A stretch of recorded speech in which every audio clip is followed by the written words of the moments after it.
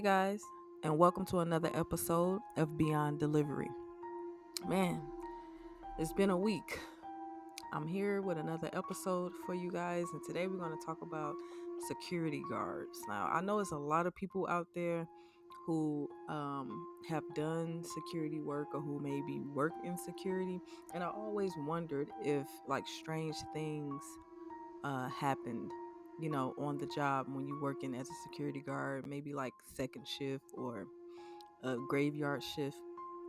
And so I've done my best to compile some pretty good security guard stories here for you guys. So without further ado, you know what to do. Sit back, relax, grab a snack, and listen to some stories. My story is already on YouTube, but I'll tell you. I worked graveyard shift at a tomato plant in between towns in the Central Valley in California. It's pretty much nothing out there other than a few houses pretty far from each other with some dairy and open spaces.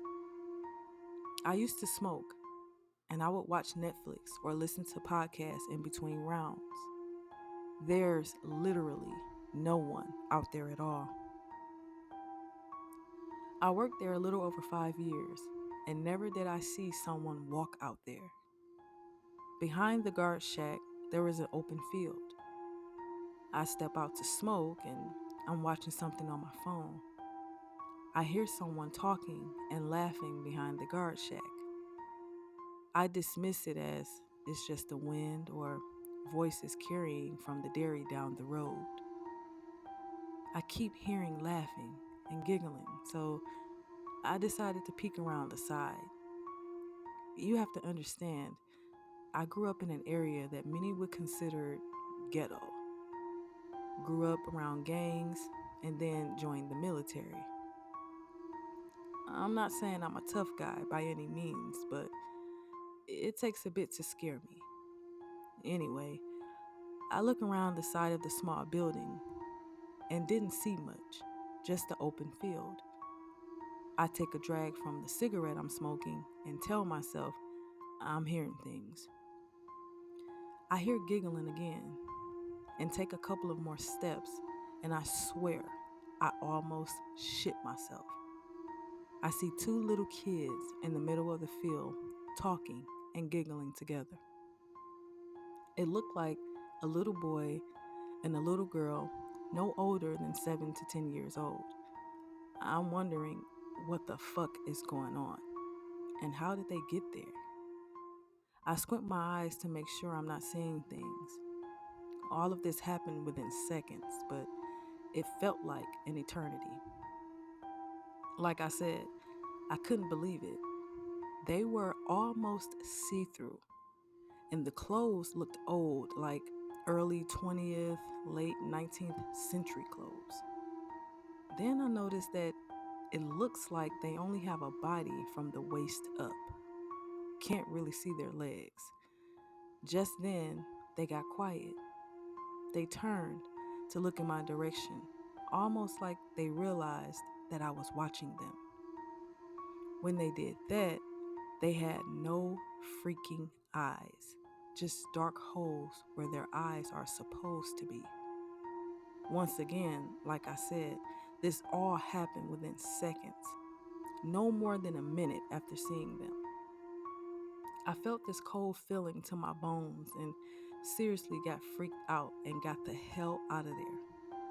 I threw my cigarette down, turned on all of the lights, and closed all of the blinds, including the front blinds to look out the guard shack.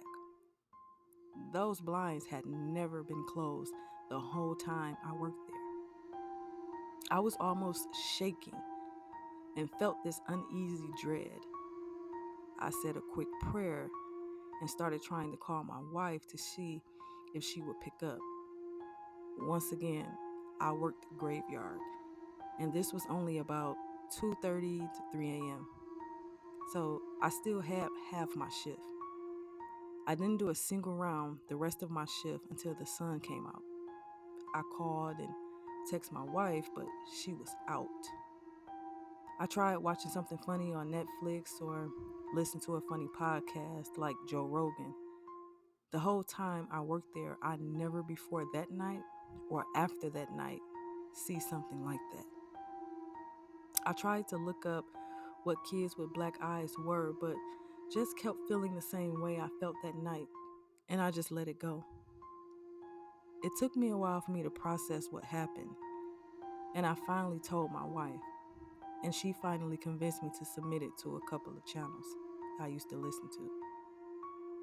And every time I drive by there, I always think back to that night.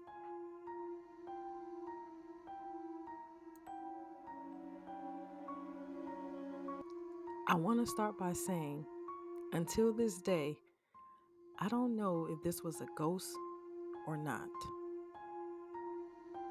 I wasn't a security guard then, but I did almost all of the duties as one.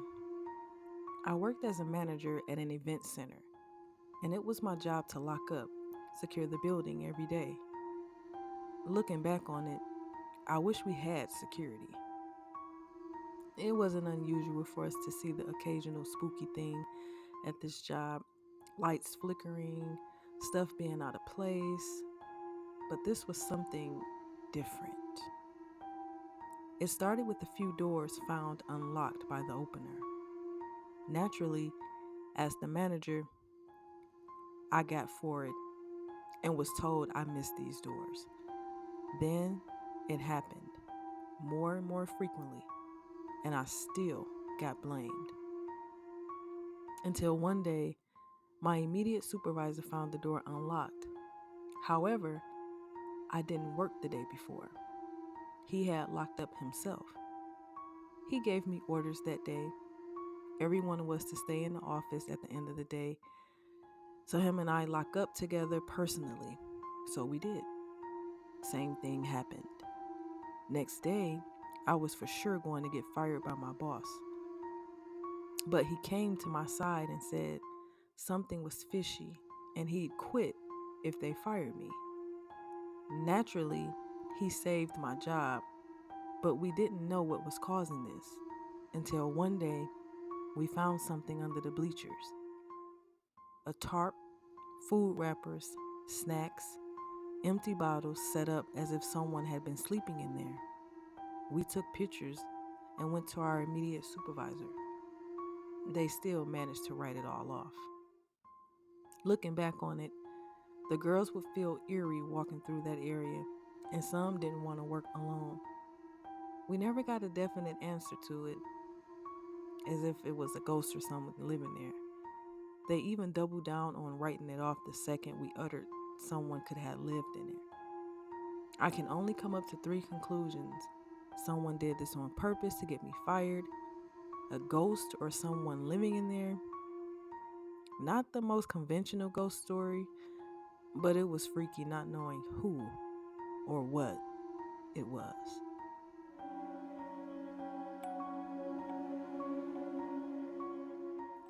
I worked as a patrol driver for a research and development company. I would drive around in a crappy little patrol car in this big industrial complex. Most of my issues were with the regular old living locals, but I've had a few weird occurrences and have heard even more secondhand. Most of the buildings were relatively new, but there was an old brick building built back in the early days of the Industrial Revolution. As you can imagine, there was a lot of suffering and death in that building back in the day. We had a dedicated interior patrol guard, but when he was busy, I would sometimes be sent to alarms in the building.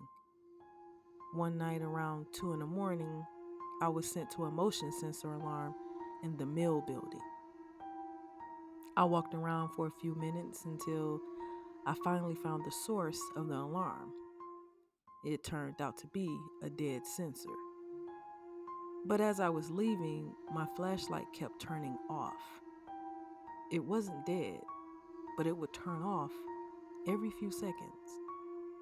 I hustled my way out of there, but I swear I heard footsteps behind me. The dedicated interior patrol guard has told me a lot of stories. He's worked that site from the early 2000s, and as far as I know, he's still working there today. He says every so often in that old mill building, he'll hear a voice, see shadows moving, and twice he says he's seen a man in a dark suit and a top hat facing out of the window overlooking the river. He never responds when spoken to and never sees to move from that spot. If you blink or look away for even a fraction of a second, he's gone.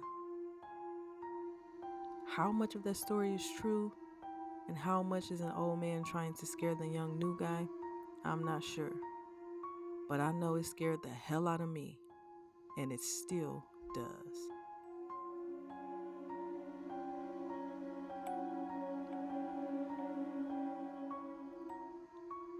The candles in the chapel would be left burning intentionally, I guess. I was never told to turn them off or enter the chapel, but eventually would burn out on their own. I'd come back at 3 a.m. and they were relit. It's possible one of the retired fathers came in the night to do so, but I was around and would have seen something, never figured out how. In the basement of the music hall, I was about to grab the drumstick and bang on the drums for fun, but suddenly the hairs on the back of my neck stood up because I felt as if someone had yelled in the room. Although it was quiet, there was an energy like someone had just shouted and just blurted out sorry and ran back up the stairs to the safety of the light. Patrolling Building 4, an older building than the others, it used to belong to the school district, but the company next door had bought it and used it as a workshop and storage building. Rounds every hour. It was a chilly November night, around 2:30 a.m. You would have to walk through offices that led to a food pantry, then exit into the workshop area. As I'm exiting the pantry, I hear a loud motor kick, and I was taken aback because it was an unusual noise. Been working there for a while now, never heard it before. I went to the corner of the room and realized it was a pill-shaped industrial air compressor that had turned on. It was weird because to turn it on or off, there was a sturdy switch. I thought, oh well, maybe someone didn't turn it off correctly. I tried to balance it in the middle between on off to test my theory, but it wouldn't stay. I unplugged it and got out of there. I didn't want to know, but it did freak me out. Since that day, I always felt creeped out in Building 4. Currently working at a site well known for its spirits and unusual happenings. Nothing scary to report yet, although my training supervisor and I did hear a door slamming the other night when no one else was there. She just told me it happens from time to time.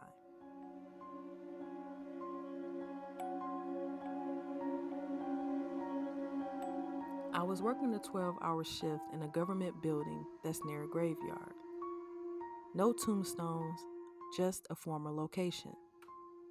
This building is shaped like a square with a courtyard in the middle.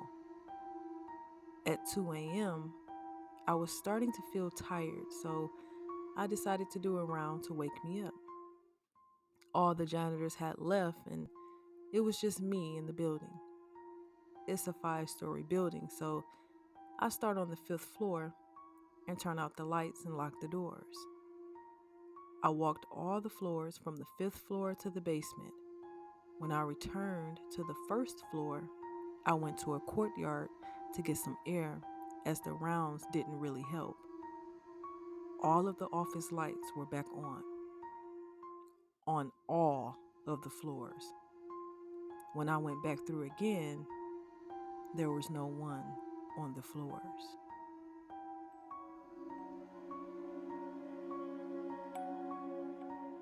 I worked a 12-hour night shift at an old library that was undergoing renovations at the time. This building was very old and was built in the early 1900s.